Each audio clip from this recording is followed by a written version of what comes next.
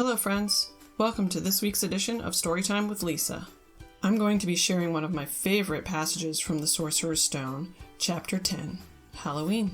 So grab a cup of coffee, sit back, relax, and let's take a journey into the Hogwarts School of Witchcraft and Wizardry.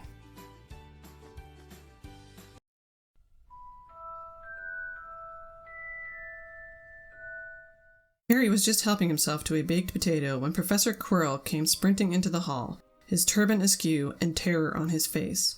Everyone stared as he reached Professor Dumbledore's chair, slumped against the table, and gasped, "Troll! In the dungeons! Thought you ought to know!" He then sank to the floor in a dead faint. There was an uproar. It took several purple firecrackers exploding from the end of Professor Dumbledore's wand to bring silence. "Prefects," he rumbled. "Lead your houses back to the dormitories immediately." Percy was in his element. "Follow me! Stick together, first years!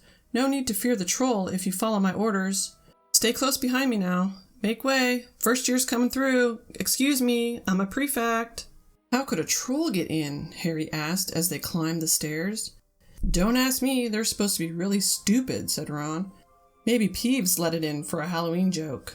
They passed different groups of people hurrying in different directions. As they jostled their way through a crowd of confused Hufflepuffs, Harry suddenly grabbed Ron's arm. "I've just thought. Hermione. What about her? She doesn't know about the troll." Ron bit his lip. "Oh, all right," he snapped. "But Percy'd better not see us." Ducking down, they joined the Hufflepuffs going the other way, slipped down a deserted side corridor, and hurried off toward the girls' bathroom. They had just turned the corner when they heard quick footsteps behind them. "Percy!" hissed Ron, pulling Harry behind a large stone griffin. Peering around it, however, they saw not Percy, but Snape. He crossed the corridor and disappeared from view. "What's he doing?" Harry whispered. "Why isn't he down in the dungeons with the rest of the teachers?" "Search me." Quietly as possible, they crept along the next corridor after Snape's fading footsteps. "He's heading for the third floor," Harry said, but Ron held up his hand. "Can you smell something?" Harry sniffed and a foul stench reached his nostrils, a mixture of old socks and the kind of public toilet no one seems to clean. And then they heard it, a low grunting and the shuffling footfalls of gigantic feet. Ron pointed. At the end of a passage to the left, something huge was moving toward them. They shrank into the shadows and watched as it emerged into a patch of moonlight.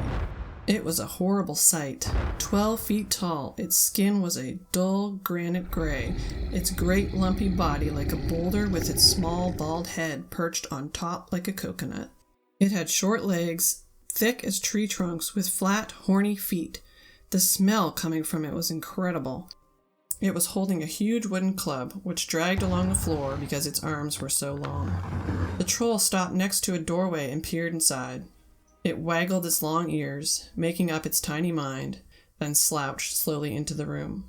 "The key's in the lock," Harry muttered. "We could lock it in." "Good idea," said Ron nervously. They edged toward the open door, mouths dry, praying the troll wasn't about to come out of it.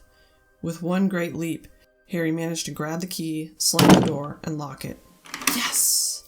Flushed with their victory, they started to run back up the passage, but as they reached the corner they heard something that made their hearts stop. A high, petrified scream, and it was coming from the chamber they'd just chained up. "Oh no," said Ron, pale as the Bloody Baron. "It's the girls' bathroom," Harry gasped. "Hermione," they said together. It was the last thing they wanted to do, but what choice did they have? Wheeling around, they sprinted back to the door and turned the key, fumbling in their panic. Harry pulled the door open and they ran inside. Hermione Granger was shrinking against the wall opposite, looking as if she was about to faint. The troll was advancing on her, knocking the sinks off the walls as it went. "Confuse it," Harry said desperately to Ron, and, seizing a tap, he threw it as hard as he could against the wall. The troll stopped a few feet from Hermione. It lumbered around, blinking stupidly, to see what had made the noise. Its mean little eyes saw Harry. It hesitated, then made for him instead, lifting its club as it went. "Oi, pea-brain!" yelled Ron from the other side of the chamber, and he threw a metal pipe at it. The troll didn't even seem to notice the pipe hitting its shoulder, but it heard the yell and paused again. turning its ugly snout toward Ron instead, giving Harry time to run around it. "Come on, run, run!" Harry yelled at Hermione, trying to pull her toward the door, but she couldn't move. She was still flat against the wall, her mouth open with terror. The shouting and the echoes seemed to be driving the troll berserk. It roared again and started toward Ron, who was nearest and had no way to escape. Harry then did something that was both very brave and very stupid. He took a great running jump and managed to fasten his arms around the troll's neck from behind. The troll couldn't feel Harry hanging there, but even a troll will notice if you stick a long bit of wood up its nose. And Harry's wand had still been in his hand when he jumped. It had gone straight up one of the troll's nostrils. Howling with pain, the troll twisted and flailed its club, with Harry clinging on for dear life. Any second, the troll was going to rip him off or catch him a terrible blow with the club. Hermione had sunk to the floor in fright. Ron pulled out his own wand. Not knowing what he was going to do, he heard himself cry the first spell that came into his head. "Wingardium Leviosa!" The club flew suddenly out of the troll's hand, rose high up into the air, turned slowly over, and dropped, with a sickening crack, onto its owner's head. The troll swayed on the spot and then fell flat on its face, with a thud that made the whole room tremble. Harry got to his feet. He was shaking and out of breath. Ron was standing there with his wand still raised, staring at what he had done. It was Hermione who spoke first. "Is it dead?" "I don't think so," said Harry. "I think it's just been knocked out." He bent down and pulled his wand out of the troll's nose. It was covered in what looked like lumpy, gray glue. Ugh, troll boogers!